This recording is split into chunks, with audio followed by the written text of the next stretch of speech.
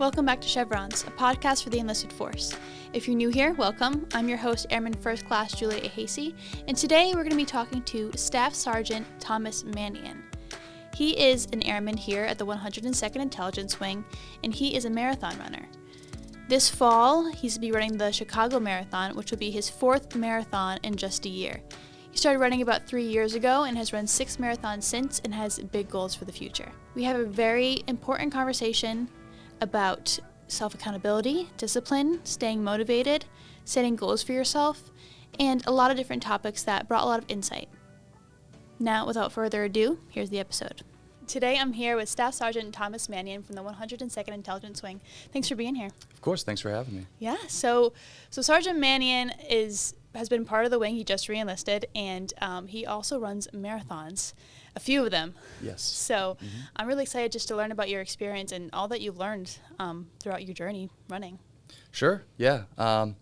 So I've been a marathon runner for at least almost 3 years, going on 4. Okay. Started during the pandemic. During that time, a lot of people had more time on their hands and were looking for new hobbies. And the one thing we were allowed to do was to go outside and just you be on your own. So I started running more than I usually did. I did cross country and track in high school and middle school, but definitely expanded to doing more miles during COVID. Yeah, so you did run before you started training for marathons. You did track in high school, and did you do anything after high school running-wise? No, just the recreational. I would sign up for 5Ks and 10Ks, but a marathon and running one was definitely on my bucket list. Right. And, when the opportunity came, I talked to a sergeant in my squadron, and she said, well, they give out bibs to National Guard members for the Boston Marathon. Yeah. And being a Boston native and living in Boston my entire life, I was like, oh, I'll definitely sign up. So for that first year, I signed up for the 2021 Boston Marathon. And I actually got on the wait list. So I was like, oh, okay, maybe not this year. Yet. Yeah. Got a call in June of 2021 from my chief of my squadron. And he was like, yep, so you're first on number 1 on the waiting list. Do you want to run it? So the marathon that year was pretty unique. It was in the fall. It was in October that year, which is usually in April. So I thought to myself for 30 seconds, and I was like, okay, so it's June. I got about 4 months to train. But I'm always that kind of person that's you don't know if you're ever going to get that opportunity again. Right. So that 30 seconds to make that decision. Yeah. And I feel like sometimes you just got to go with your gut. Right. Even if you don't know how it's going to work out, you just got to take a chance. So I said, sure, let's do it. Yeah. So I trained that 4 months, and it was a blast. Yeah. Yeah, so that was your very first marathon, was in 2021. Yes. And you grew up in Boston. Tell me a little bit more about yourself and where you came from. Sure. So oldest of 6 kids, good Irish Catholic family. And, all right. Raised in Dorchester, Massachusetts. Yes. I have 4 brothers, and 4 sisters and 1 brother. All right, a lot of sisters. Yeah, a lot of sisters, and it's good because you're lucky. I'm lucky. They keep me accountable. Good. If you ever want to know if you should be doing something better or if you could improve, they certainly let you know. Yes, but I'm very lucky. Yeah. Yeah. So you grew up in Dorchester, and then you did track in high school. Yep. Yeah. So I went to Catholic education my whole life. I went to St. Anne's School in Dorchester, Boston College High School for 7th grade throughout high school. And then I ended up going to St. Anselm College up in Manchester, New Hampshire. Okay. So, it was good. I was between St. Anselm College and Catholic University because, again, just continuing that Catholic education, which I would say is a big part of my life. Okay. But it was great because only an hour away from home, and I love New Hampshire in the fall and the summer, so it's a good place to be. I was also a politics major in college, and I was there during the 2016 election, which was fun. It was a big year. Oh yeah, no, it was a big year. I got to meet all the candidates, both parties. That's great. I think there was up to 23 candidates between, the 17 Republicans and then the 6 or 7 Democrats that year. Right. So it wouldn't have been crazy to just be walking on campus and seeing a governor being interviewed at 8 in the morning, or actually the last president, Donald Trump, was actually in our coffee shop one day. So you just never knew, but it was a great experience. But even though I went to college, I knew I always wanted to join the military in some capacity. So did you go to college before or after you joined? So I went to college first. Okay. It was kind Not of the usual route, but not the I did the usual same route. thing. So, Yeah. No, not the usual route. And I did nothing military during college. No ROTC or Okay. no training on the weekends. Mm-hmm. Out of high school, I was looking at all the branches. Right. Because there were a lot of kids in my neighborhood that of all branches that served, and they were someone I always looked up to and like Right. aspired to, be like. Mm-hmm.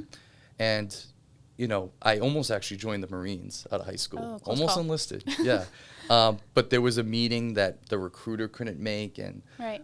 Even though I was of age and I could have made the decision, my parents were a little worried Right. and skeptical. They just, besides my grandfather on my mother's side, who was in the Marine Corps, there's not too much military in my family, so they didn't know a lot about the process and Right. how it would work. But they said it's ultimately up to you, but maybe go to school first, go to college, and if after the 4 years you still want to join the military, then you should go for it.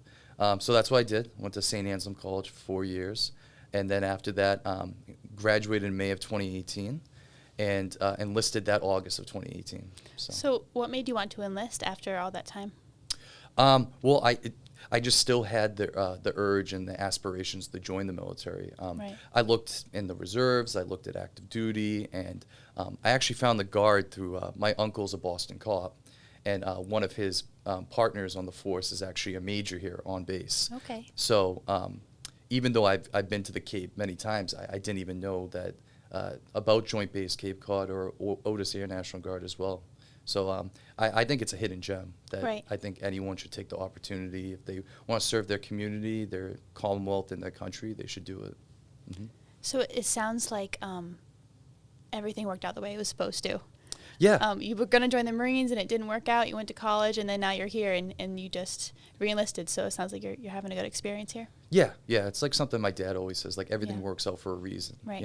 Maybe you don't understand it in the moment and you might be a little, discouraged or disappointed, but ultimately I think everything works out in the end. And I don't know, I re-enlisted yesterday, so Yes. I must be liking it. Very exciting. Congratulations. Thank you. Yeah. Yep. Re-enlisted for another 6 years. So. Great. So you'll be here for a while. Yes, I'm here for a while. So what do you do in the Air National Guard? So I'm an intelligence analyst here, Mm-hmm. and it's been a great experience. I've been learning so much these past 6 years of my first enlistment that, just working alongside my fellow airmen, everyone's so friendly and kind, and we all have our strengths and weaknesses, and where one person has a strength, they're more than welcome to help you out, and if you don't quite understand something or how to do something better. So, and I think it's really cool. That's the whole part of the Air National Guard is you can have a career on the outside and you can have a career here. Right. Kind of that jack of all trades, but trying to be a master of some of them.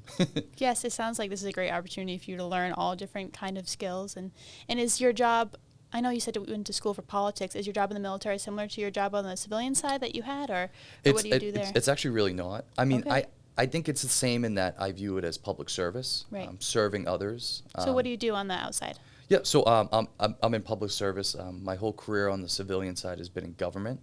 Okay. Right out of college, I got a job working for a state representative in South Boston at the State House. Nice. So I was there for almost 3 years. And I say it's different in that in politics you have to let people know what you're doing. Right. But being on the intel side here, it's like we do our jobs well when people don't know what we're doing. Exactly. So Very different. yes, very But different. you're able to use those skills on your outside job for your military career, and then your military career, all the skills that you learn here, you'll be able to use on the outside too. Oh, So yeah. I think it's the beauty of the Guard as well.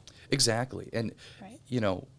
we're, geographically, we're a big state and there's Right. a lot of people here, but I actually find that my careers coincide a lot. A lot of people know each other, whether they're on Right. the outside of the Small base world. or inside the base. And I made a lot of connections where people, even in my own squadron, would be like, oh, you worked for this person or you knew Right. this person. And it really is a small world. And that's what I love about it, because it's like I can relay something from my base to my civilian job, or, stuff that needs to be known. Right. So do you have any goals for your military career, anywhere that you hope to go in the future? Yeah, well, I still would like to commission. That's been a goal of mine Yeah. since I enlisted. And that's one of those things where initially, when you didn't quite understand, you're like, oh, well, I have a college degree. Right. Why can't I, commission right away? But, you learn that's not how it works. There has to be a job available Right. for you. But it is one of those things where I think it worked out the correct way, because I think I have a better understanding of the Guard starting off enlisted.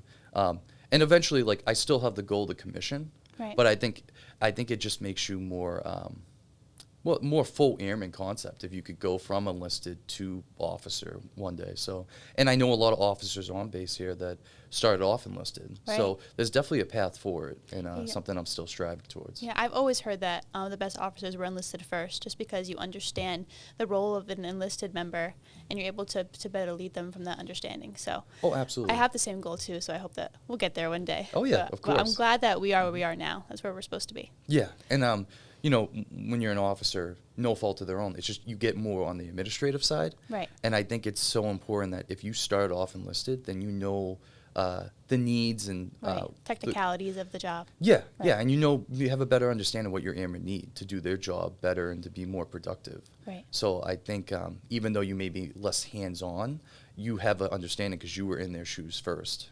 So just think start as an A1C and work your way up. Right. That's the beauty of the Air Force. Yeah. Now I want to talk about your marathon running. Yeah. You said your very first marathon was in 2021 with the Boston Marathon. Mm-hmm. Can you take me through everything that you've ran since then? Sure. 2021 in the fall, which was, I think, a very cool first experience, because it's Right. the only time that you can run the marathon in the fall and go to a Red Sox game, because usually they have the games during the marathon. So if you're running, Very you're a little Boston busy. of you. Right. Yeah, yeah. So I did go to the Sox game that day. There you go. Just to celebrate. Yeah. Couldn't walk up the stairs very well, but I can't imagine that you would be able to. Yeah, the stairs were my enemy that week. I But believe you. so I've been running the Boston Marathon ever since. I did the 22 one, 23 one, and I did the most recent one, the 2024 one. Each time with the Massachusetts Air National Guard? Yes. Awesome. Yep, the Air National Guard and the Guard in general has been so generous, and I'm Right. very thankful for the opportunity to be able to, one, represent the Guard, but two, run a marathon that's close to my heart, and I really appreciate the opportunity. Right. As for other marathons, I've done the New York City Marathon. I did that in the fall of 2023. That was a total of 5 bridges, and they were very slow inclines. Oh, boy. Yeah. So, but it was fun, and that is Great. a true party the whole time. Like every block, every neighborhood, there's people cheering you on, and Right. it definitely keeps you going. I'm sure. Yeah, whether you're in the Bronx or you're in Queens and you end up in Manhattan, finish in Central Park, it was definitely motivating. Right. Yeah. And then did you run for a specific charity in New York? I did, yep, yeah. So I ran for an Irish organization, Concern Worldwide. Nice. They help kids suffer from starvation around the world. And then, again, that was just a connection I made through a running club. Right. I was looking for charities, and someone said, well, I work for this charity. And I was like, I found out about the Concern and what they do, and I was like, oh, that's right up my alley. So, yeah, I'll Right. definitely do it. For London, which I just did this past April. Yeah, you just finished that one. Yep, that was a very interesting week, because that was 6 days after the Boston Marathon. Less than a week. Less than a week, yes. Back-to-back marathons. Yep. Ran Yeah. Boston that Monday, got on a flight Thursday, and then ran London on Sunday. Wow. So there was no. People asked me, like, did you run in between? I was like, no, I just tried to heal. Like, That's what I would do. Yeah, I just stretched, and especially after the long flight. For that one, I ran for Team Sense, which helps kids with disabilities of any kind, just help them to live better lives. So I'm always on the search when I'm running for good organizations. And actually, I have Chicago coming up, the marathon, which I'm going to be running in October. And that is for Homes for Our Troops. That's going to be the charity I'm running for, which, being in the military, I was like, oh, absolutely. Close to your heart. Yeah, very close to my heart. They help post 9/11 veterans with severe injuries and disabilities, help them remodel their homes so they can live better lives. Nice. And it doesn't matter if it's a mental or physical disability or injury. Home for Troops is there for them. They're actually one that I've followed for a long time, because every year I run the home base one at Fenway, and they're one of the charities that sponsors it, and so they've been on my radar for a long time. So thankful and that I'll be able to run for them this October. That's great. Yeah. Do you have any goals for the future of marathons that you hope to run? Oh, yeah. No. So the problem is I have too many goals. Never too many goals. Yeah. When people ask me, I was like, do you really want to know? Because it sounds a little crazy. Yeah, But, I want to know. Yeah. So the start, I want to run all 6 of the Abbott World Marathons. Okay, what are those? So it's Boston, New York, Chicago here in the United States. And then internationally, it's London, Tokyo, and Berlin. So after Chicago, I'll be 4 out of the 6, so not too bad for 3 years. I don't think so. Yeah, so halfway there now with New York, London, and Boston. But yeah, so the other trips are international, so we'll have to figure those out. It sounds like it's gonna be a great time. Oh yeah, yeah, and they've just been not only like am I happy to fundraise for these great causes, but they've just been incredible fun trips. My friends and family have often traveled with me for them. Nice. So it's just nice having them on my side, and you know, it definitely helps when you're at mile 21 and you're like, oh, I have 5 more to go. I'm sure 5.2. they're there cheering you on. Yes, yeah.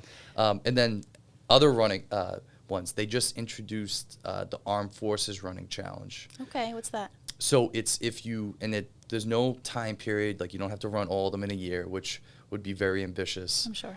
But it's, so you run the Marine Corps, the Air Force, and the Coast Guard Marathon. Okay. And then you run the Army 10-miler and the Space Force 10-miler. So you do all 5 of those, and then it's kind of like the Abbott World Marathons where like you get a medal for achieving all 5. Right. And also, so, you know, being in the military, I was like, and liking Sign to me up. run. Yeah. Yep. So I did sign the challenge. Nice. Have to figure out when I'm going to be doing them. I guess the closest I could do would be the Marine Corps in the fall. But the Space Force one in Florida in December caught my eye. That'd be a good one to, after Chicago, go finish with a 10K. So they're all over the nation as well. Oh, yeah. Yep. Yeah. I believe Marine Corps is in D.C., the Army 10-milers in D.C., Space Force is in Florida, Coast Guard is in North Carolina, and then the Air Force is in Ohio. So as an airman, definitely got to get the Air Force one done. So you are not afraid to run back-to-back marathons. Oh, yeah. You just love to run. That's what it sounds like. It does, yeah. Yeah. It's a good, it's not just a hobby. It's good, like, for anything. Like, if you're having a stressful day, I'm just like, I'm going to go clear my head. I'm just going to go for a run. And then you just focus on, you know, the physical part of running and, like, you catch your breath and, like, you controlling your breath. So you're just kind of, like, anything that was a problem that day or was a concern, by the end of my run, especially if I'm feeling good, kind of forgot about it or it's not as big of a problem. Yeah. So I guess that was another one of my questions was, how does running help you with your mental health? I get that it clears your mind, but do you see any other benefits to your thoughts, or you're able to cope with things? How does it help you? Yeah, I mean, obviously it's a physical thing. you know, it's a physical feat. So not only does it prepare you for us airmen when we have our PT tests, but you know, just I think it teaches you, like, even when something's stressful or even if something is hard in the moment, I think it just makes you a stronger and better human being if you can get through it. It's like, yeah, it's uncomfortable right now, but isn't anything that you try at first going to be uncomfortable? Like, whether it's on the job or not.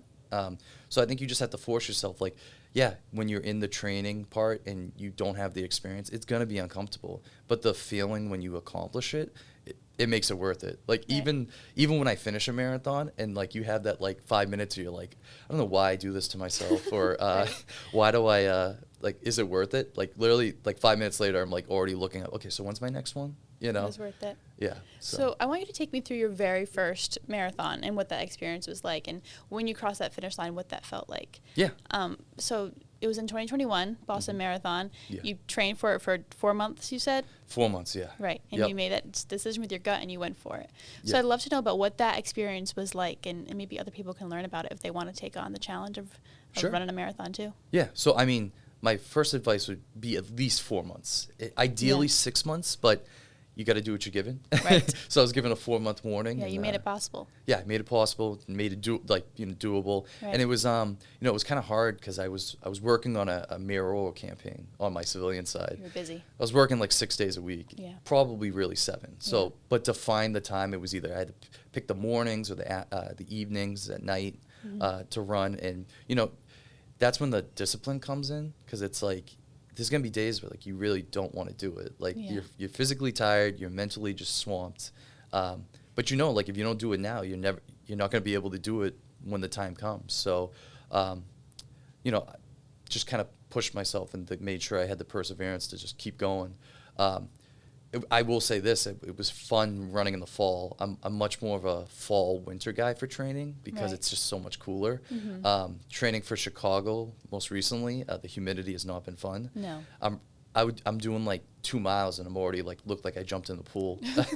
Yeah, New England heat is not fun. No, and I know every runner has their own preference. Sure. You know, some people like to train in the winter like I do, and some people like to train in the summer. Winter, you're worried about slipping on ice. Right. Summer, I'm just like drenched. But yeah, so specifically for that one for training, I would usually just pick the evenings because I didn't have enough time in the morning to train. And then, you know, the weekends is where I would do my long runs because you literally have to set aside like 2 to 3 hours a day when you're doing the long run. So you have to be like, this is when I'm running. And even if you don't feel like it or if you don't, it's like, well, if you're delaying yourself from running, now you have to like, it could be going into some other activity or plan you had for the day. So that was something that would motivate me and like, just get it over with. It's not going to be fun in the moment, but you'll be thankful it's over. So yeah, so I would do like 5 to 7, then work my way up to like 9 to 10 during the weekdays. And then, you know, the weekends, the long runs would start from like 9 to 13. So you get halfway there, then work your way up to 17. But you actually, most people get surprised. You don't end up doing the full, like you don't do 26.2 during training. The most I got up to was 22 miles. And that was part of the specific plan I was following, the Higdon plan. Right. Which a sergeant on my base who introduced me and told me about the opportunity to run the marathon, she introduced me to the plan. And I was like, as a newbie to marathons, I was like, I'm going to follow this to a T. Yeah, I would think that you'd have to practice running the 26.2, but I guess it makes sense not to run a full marathon before you run a full marathon. Yeah, I know. Yeah. I thought that too at first, and I was like, well, I guess they assume if you can get up to 22, you can finish the last 4.2. Right. But, you know, and it worked. Nice. Yeah, so the day of the marathon, it's such a mental game because you meet in between the Boston Common and the Public Garden, and you get on a bus with a bunch of runners. The motivation's there because everyone's so excited, and you definitely have that adrenaline. But the bus ride to the start is 45 minutes. Oh, so when you're sitting there, you're just like, oh, I have to run this back. Yeah. Like, you know. So that was a little like mental stress right there. Sure. But I figured, hey, I'm here. You trained. You know, all you can do is try your best. And I'm kind of stubborn in that way where if I start something, I'm going to finish. I was like, I don't care if I have to crawl. Yeah. Like, I'm going to finish. You know, safety first, but, you know, when you got a goal, you got a goal. Yeah. And it was so cool. Like, the first 10 miles, not as many people. Unlike New York, because you're in the city for New York the whole time, but Boston, you're in the suburbs, and Hopkinton, and Framingham, and Natick. But as you get closer to, like, mile 10, there's a lot more people, and that definitely, when you're starting to get a little tired, that motivates you to keep going. Right. I would say, and this is how I go, now that I've run it 4 times, I definitely know the markers that I go off of. Like, okay, mile 10 miles in, 16 to go. And then you get to 13.1. You're like, all right, halfway there. Once you get to like Wellesley College and BC College, those students are very loud. So that's another motivating factor for you. And then a lot of people don't realize it's only 4 miles of Boston for the Boston Marathon. So you're not even there until the last 4. Oh, so you're barely running in the city. Yeah. It really is the greater Boston Marathon. But I guess I'd rather finish it in Boston than start it. Yeah. No, and once you once you like take that final like left turn on the Boylston, closest if you're not a professional athlete that you'll feel like one because you just even if there's people in front of you and like behind you, like it just the cheers and the crowd is so loud. And my family also and friends have it down to a science too. Yeah. They know where to meet me now. So they'll meet me at the mile 10 and then they'll meet me at mile 17 and then they'll meet me at the end. So they know like, okay, this is where good, I'll give them a banana here or I'll give them a granola bar here. So once I finished that first marathon though, I knew I was like, I want to do this again. If I'm given the opportunity, I'm gonna run it again. So past 3 Aprils, that's been on the agenda for me So when you finished that first marathon, did you just know that this is something that you want to do for a long time and keep on doing? Yeah. So, I mean, so at first it was just a bucket list item. Like, I want Right. to say I've done the Boston Marathon Right. once, you know. I never thought I would do it 4 times. And all these other marathons? yeah, I didn't know it would. But once you get into, like, the running community, people are just like, hey, if you like running, you should try this. Or I'm going to this race if you want to join me. And it is a big community, you know. People have different clubs. They like to go to trivia and stuff. But Oh, nice. I do, like, a running club, the Dorchester Running Club in my Okay. town. We meet every Saturday, and some in the summers we'll actually do Thursday nights where we go to, you know, we'll meet at a certain restaurant, run how many miles we're doing, and then we'll come back and just hang out. So That's nice. yeah, it's just definitely Good community. Yeah, no, and it is such a community. You, like, don't realize, and Yeah. now my social media, my Facebook and Instagram, I keep. It knows my algorithm now. Like, So you find more runners and more inspiration and tips and all those things? oh yeah, Yeah. yeah. No, found more groups, and I was like, all right, all these memes and videos keeps getting sent to me. I was like, I get it. I'm a runner. Yeah. It's your personality now. Yep, it really does. Yeah. And there's a ton of videos that, like, actually just, like, make fun of it. It's just funny because it's like No, you sound proud. No, proud, and Yeah. but also, like, it does become your personality because it's Sure. like that you're doing so much of your Well, you dedicate so time. much of your time to it and all Yeah, of your yeah. energy. Yeah, but yep. So I plan on doing it again this year Yeah. in April if I'm given the opportunity. Right. So yeah, I do have other goals for how to do it though, because I've run it, but I also want to walk it one year Okay. in my uniform. Oh, yes. That's through a program? How do we do that? So the National Guard actually gives out bibs as well. They're walking bibs, so, like, you Okay. can, yeah. So I think they usually give out more for those in the running, and then there's also the ruck the day before the Right. marathon. So that's the 3 ways you can do it, unless they end up, you know, God forbid, there's another virtual marathon, because I've known people that have actually done all 4 kind of ways you can do it, which I Right. think is kind of cool. But for now, I definitely want to try to ruck it and march it. Whether I do it the same year I run it is, you know, Other decide. we'll see. Yeah, because Yeah. I mean, I thought it was, you know, people thought it was crazy to do 2 marathons in 6 days, but You hey, did it. why not walk one and then run one in 2 days? Right. So yeah, we'll see what happens. But Yeah. like when I made the decision to run the first one, and I had a 30-second window, if I have to make a decision, I'll make it, you know, in a heartbeat. Yeah. So you talked about your family and how your family travels with you on those trips, and they find little markers everywhere on the path to find you and give you a banana or whatever it is. Mhm. Would you say that you would be able to do this without the support of your family? Do you think that it's very beneficial to you to keep on going and to enjoy these marathons? Yeah, no, I think it's definitely beneficial. I mean, you know, I hope I would be able to do it on my own, but Right. I'm certainly always welcome the encouragement. And it's just been family, friends, people in my own squadron here on base. Yeah. We have a group chat, and we all stay in touch about, even if you're a drill status guardsman or you're full-time, what everyone's up to. And everyone's very supportive. And, like, even races that I didn't know people knew I was racing, like, Yeah. I'll see a comment and they'll be like, hey, good job, man. You know, I'm like, I was like, Yeah. I didn't remember telling you, but the support's been awesome. And especially on the international trip with, like, to London and stuff, like, my brother went, and a ton of my friends went, and it was just cool to be across the pond and have them there supporting me in a country that I was like, you know, it's one thing when you're running Boston, at least you know the landmarks and you know the area, but I was like, I don't know besides the markers, I was like, I don't know how close I am, you know, or what I should be expecting. The London one was cool though, because you literally, probably the most historic one I've run, because you take a right at Big Ben and you finish at Buckingham Palace. So cool. Yeah, and I was like waiting for the king to give me my medal, but he must have been busy. But yeah, so that, just being a history guy was very cool. And my friends definitely routed out, and my brother definitely routed out, because they were ready at Big Ben to, like, give me my last minute, like, water and stuff and meet me at the finish line.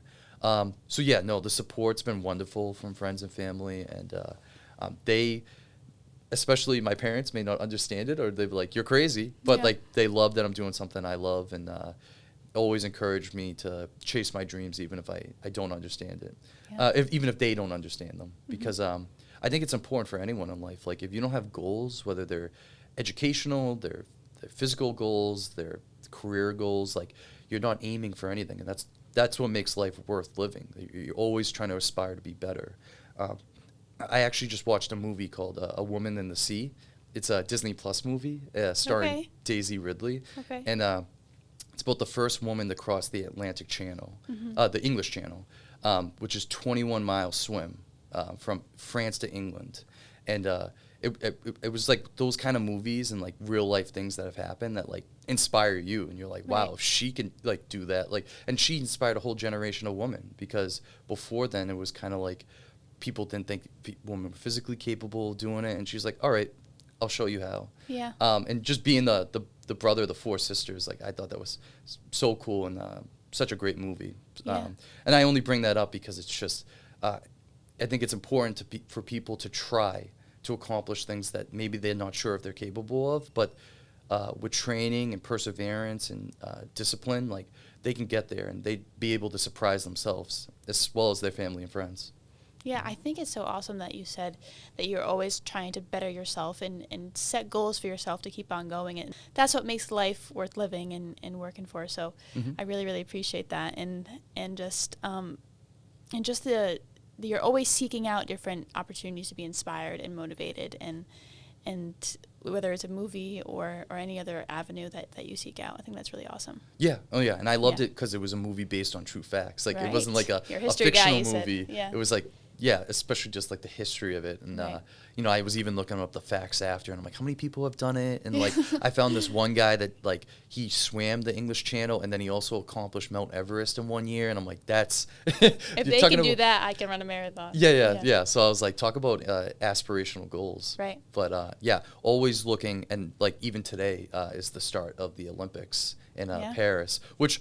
On that London trip, I also went to Paris, so it was kind of cool to see. Very lucky. Yeah, it was cool to see them setting up for the Olympics. But I love watching it, not only like the opening ceremony, like, people representing their country, but just seeing these people who have dedicated so much of their times and so much of their lives to just achieving this, no matter what sport or event it is. It could be literally 2 minutes, and it's like you have 2 minutes to prove that you can do it. Yeah.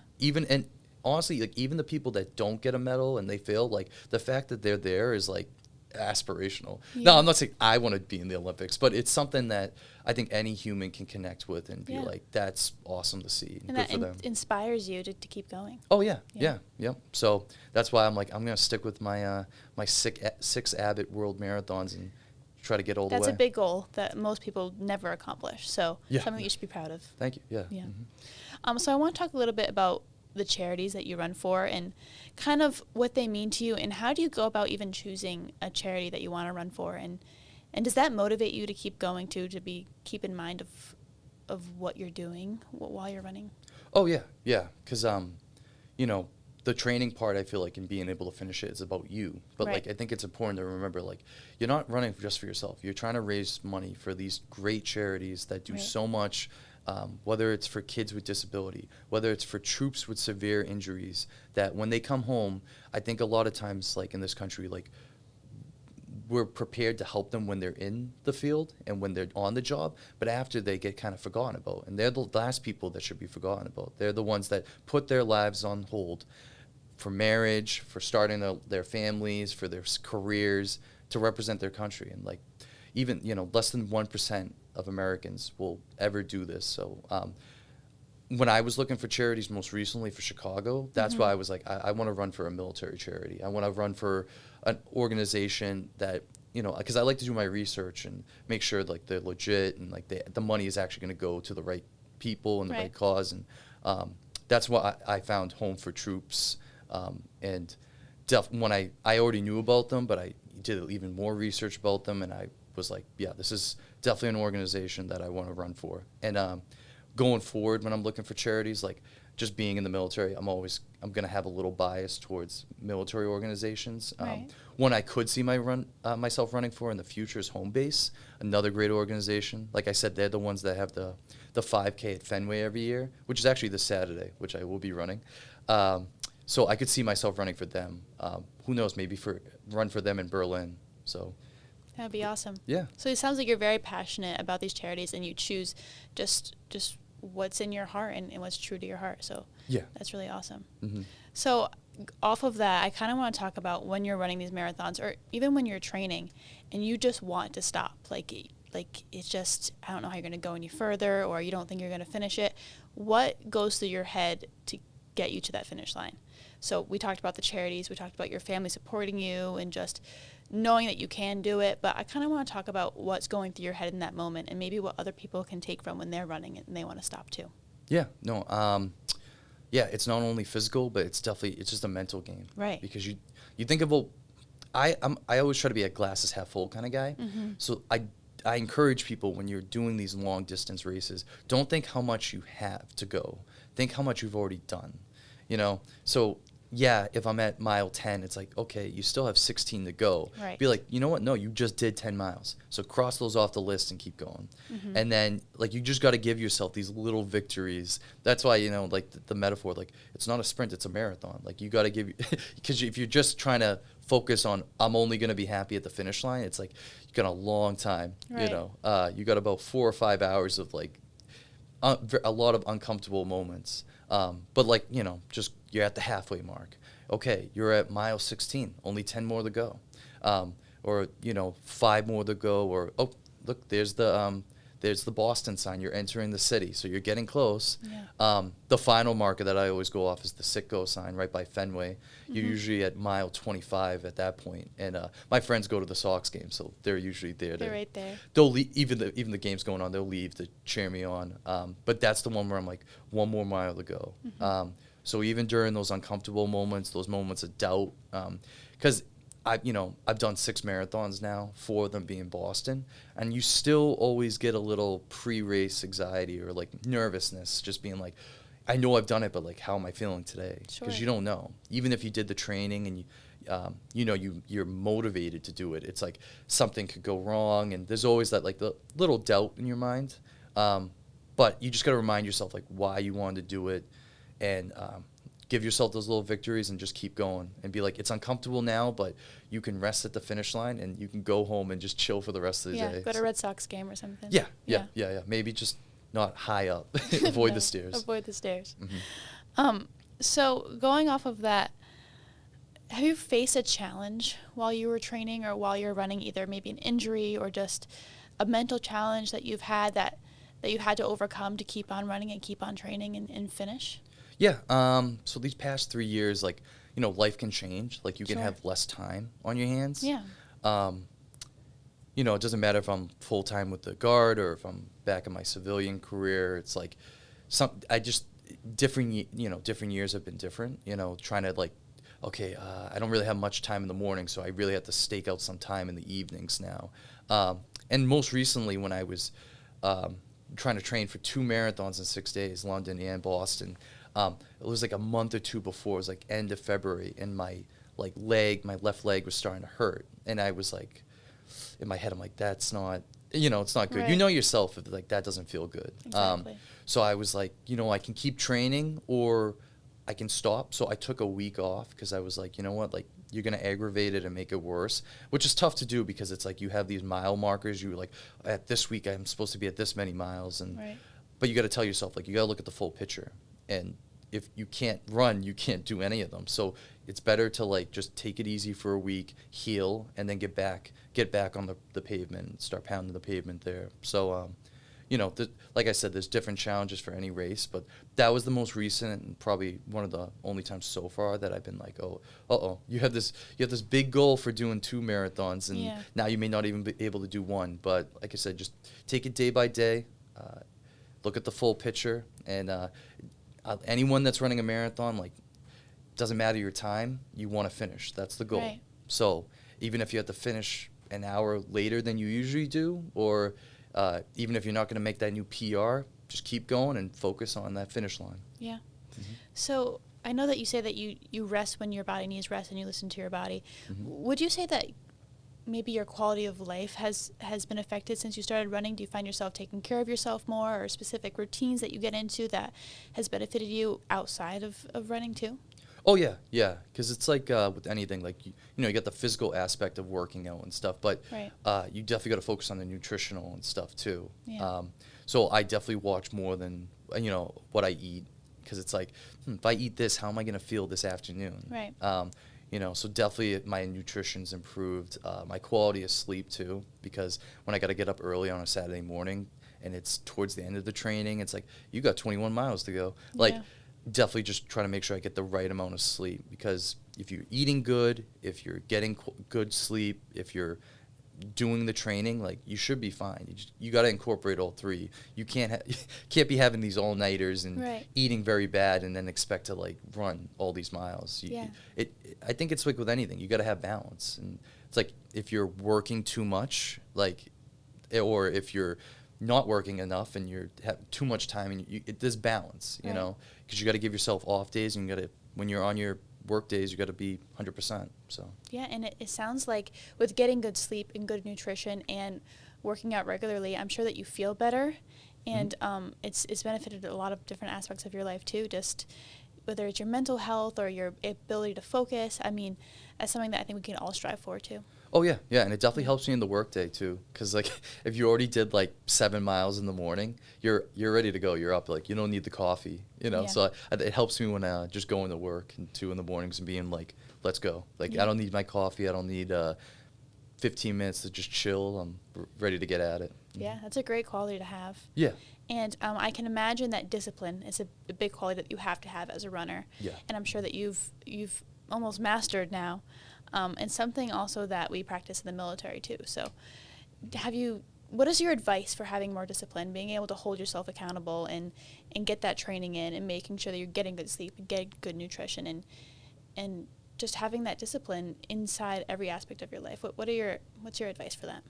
So, I mean, obviously, like, it's great when you have support of friends and family and colleagues and stuff, but a lot of times when you have goals or dreams, they're dreams they're dreams as long as like that's what you aspire to, but they actually become goals when you put in the time and you're like, I'm doing this so I can accomplish this at this time. And that's in all aspects of my life. Right. If you have a goal in the military, it's like there's people that will help you, and there's people that, especially here in Otis, like, there's people that want to help you, and they'll point you in the right direction. But at the end of the day, it's up to you. If you want to accomplish it, these are the things that you have to do, and this is the time you have to set aside. So, there may be things I want to do on a Saturday that's like not involving running, but it's like, look, get the time in, put the discipline in, and make sure that you're getting these miles done, and then you have the rest of the day. Like, especially if you run early in the morning, it's like, just get it done, have the discipline, whether you feel like doing it or you're motivated to do it. A lot of times with running, especially though, you'll, like, 5 miles in, you start to hit that runner's high, and you're like, all right, I'm awake, I'm here. Yeah. But I think it's just important for anyone. Like, it's your career, it's your life, it's your goals. Yeah. It's ultimately up to you. So you have to have the discipline to just put in the time. Like, if you want to go to school, if you want to get I have a bachelor's degree, but I would like to get a master's degree one day. It's like, you got to apply for these programs. You got to put in the time for the paperwork and the applications. You got to make sure you get the recommendations. If there's a job you want, whether it's civilian or military, it's like, you have to put the time to make sure you know everything about the application. Like, do you have these qualities? Is there anything that you could be doing on the job that shows that you're a ready and capable airman, or, ready and capable employee on the civilian side? So it definitely helps to have the encouragement, but I think a lot of times it's ultimately up to the individual. So having that discipline, having that persistence and motivation is important in all aspects. Yeah. So I want to talk a little bit about comprehensive airman fitness, which is something that we have in the Air Force, where they want you to be mission ready. If you're not ready personally and healthy personally, you won't be fit to complete the mission and be your best airman. So there's 4 different domains. It's physical fitness, mental fitness, social fitness, and spiritual fitness. I kind of want to know what your take on that is, and how you ensure that you're a fit airman all around, and how running helps you be fit to fight and to complete the mission. Yeah. So obvious one is the physical aspect. Right. Any opportunity on base, like, if you want to go for something, like, first thing people check is, are you green? Like, have you done all your tasks? Are you ready to go? Because in this kind of work, like, it could be a split second, like, we need you to come. Right. And if you're not ready, then you're not able to contribute to the mission. So obviously, like, I most recently had to make sure I wanted to extend my orders, so I had to do a PT test, even though it wasn't necessarily my month, but it was just, if you want it, you got to make sure you're green. And I would say with the training for the marathons, it's definitely helped me with the PT, like certainly. Sure. It's funny, I'm actually doing better than I did as an A1C. Every year I've gone better, like now as a staff sergeant. Well, I'm like, sure. So I'm heading in the right direction. Right. Right. They want to make sure that you're strong enough and you have that endurance, and your training helps amazingly with that. Yeah. Yep. And it's part of that like whole airman concept, integrity first and excellence in all we do, and service before self. The charities I'd like to think are like the service before self component. Sure. It's like you're putting others above yourself. Like, yeah, if you're running the marathon, you could be like, oh, I'm doing this to look cool, or it's for me. Yeah. But it's like, you got to remember the charities that you represent and are fundraising for, and it's about service to them. I think a lot of the integrity first too is like doing the hard work even when people aren't looking. Because there's nothing like cool about the training for like a marathon. It's often dark in the mornings. No one's there. There's no one sharing you. There's no one there's no one texting you being like, hey Tom, did you get up to do your miles? Making sure that you did it. Yeah. So I think a lot of that has to do with like all aspects of life, where you're just like, you got to do the work even when people aren't looking, because it's if you're only doing it just to be showy, then you're not doing a good job.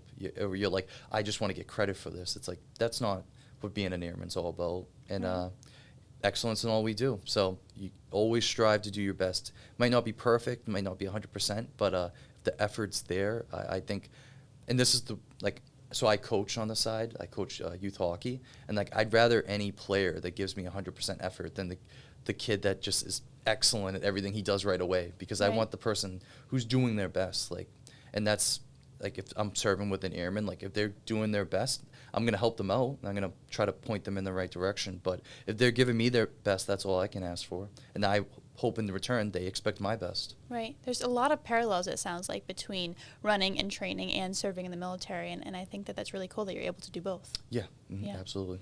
And then I think that running, it helps you stay physically fit and get the PT test done and make sure that you're strong enough and you have that endurance. You talked about how it helped you mentally. Being able to run just clears your head and shows you what you can do, and maintains your resiliency, I would say. Yes. And then the social aspect too. You have a lot of running clubs, and that community I assume is very supportive. Just having that community to socialize with and be friends with, and know that you have that support. Oh yeah. Too in your everyday life. No, definitely. Yeah. Like I said, a lot of people on this base introduced me to certain running clubs, like even local Cape Cod ones that I wasn't even aware of. So it's funny because people bond over things that they have interest in and stuff, and there's a lot of runners on our base. So in our downtime, we're always talking about like, oh, you gonna do this race, or I was thinking about training for this race, or if you want to train, you should join this club. Like if you're closer here, and it definitely just helps you creates more of a bond, because I got running clubs here that I found out through the base, and then I got running clubs back in my town, and especially it helps you with the training because you're talking while you're running. Right. So if you can talk while you're running, you can run. I mean, I'm not a runner, so the thought of that. It definitely helps with the cardio and stuff. Yeah. Also, if you want to keep up the conversation, you got to stay with the person to your left. So there they're your bunny. They're the one that keeps you in check and is like, stay with me and like you'll be good. You know. So yeah, it's definitely helped socially, and like you said, mentally. It helps you with learning to cope with uncomfortable situations and stressors in life, whether it's the military, whether it's your civilian life. Like, there are going to be things that are uncomfortable, but you have to learn to cope with them and just get through them. It's not going to be easy, and it's not going to be fun during the moment, but you'll come out better on the other side once you learn that no matter what situation you're put into, especially in the military, like, things can happen. You just have to be ready for them. You got to be green, and you got to be ready. So it definitely helps with the coping. Yeah. What kind of qualities would you say that someone needs to have if they want to start training for marathons and running these long distances and being a runner? Yeah. Well, joking, as my dad would say, you got to be a little crazy. Like, you got to be, crazy in that, like, the average person does not do it, So when someone's like, oh, I got this time in a marathon, it's like, okay, you just ran a marathon. Yeah, like, why you did, doesn't matter how you fast did what you did most it. people don't do. Yeah. And, one, you just got to be a little, like, you got to take a risk because you don't know how it's going to end up, and you don't know if you're physically there, but that's what the training's for. So I think, one, start with the aspiration. because it's definitely something you're going to have to want to do. Yeah. That'll keep you motivated. And 2, just have accountability for yourself.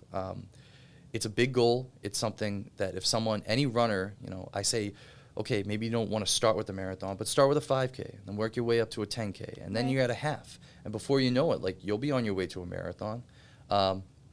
So I would just say start with the goal and then start with the dream and then work it to be a goal by giving yourself like time measurements and being like, okay, I need to be at this many miles at this point, or I should be going this fast at this point in my training. So that's just, again, so it's not just a pipe dream, or it's just not something like, oh, I hope I can do it. It's like, no, Yeah. I know I can do it. I put in the time. So anyone that has any aspirations, like, 1, find a runner in your community or find someone that knows how to run a marathon or who has done it before, get their advice, and then just lean on them and be like, hey, I'm not sure if, like, I'm at a point where I should be, and just ask them for advice. Yeah. Yeah. My last question before we end this episode. Yeah. What is your singular biggest piece of advice for someone who just wants to be a runner and doesn't know how to start? How would you recommend that they start to become a runner? Start running. There you go. I mean, honestly, even if they're really uncomfortable, just Right. go for a walk. Mm-hmm. Go for a walk in your neighborhood. I think a lot of the biggest things that hold people back is they're nervous to start and they're a little embarrassed because Right. they're like, I'm not a runner. Exactly. Like, I've never even run a 5K, so why am I thinking about running a marathon? Mm-hmm. But it's like, you got to start somewhere. But that's with anything in life. Like, when I came into the job in the military, I had no idea how to do my job. I just knew I wanted to join the military, and it was something I always wanted to do. But you learned on your job, and it's not like, you fake it till you make it, but Yeah. it's like you got to start somewhere. So I would just tell people, like, especially if you don't want people seeing you, go for a walk in the woods, or like find a nice trail in your neighborhood. Mm-hmm. Start for a walk and then turn it into a jog, and then run at your pace. And then I'm telling you, if you do it, if you're persistent enough, you'll get there, and your time will be better. Your distance will get more increased, and it'll become better. So, and then, like I said, start with the 5K, work yourself up to a marathon. I mean, I'm at a marathon right now, but I have another goal of doing an Ironman one day. So That's another big goal. yeah, so always striving to reach for the sky. So Yeah. always gotta, like that. But like I said, that's the part of life that it makes it exciting and makes it worth living. Well, thank you so much for having a conversation with me today. I think that this is a lot to take from this episode and a lot to learn. So thank you so much. Of course, thank you for having me. Yeah.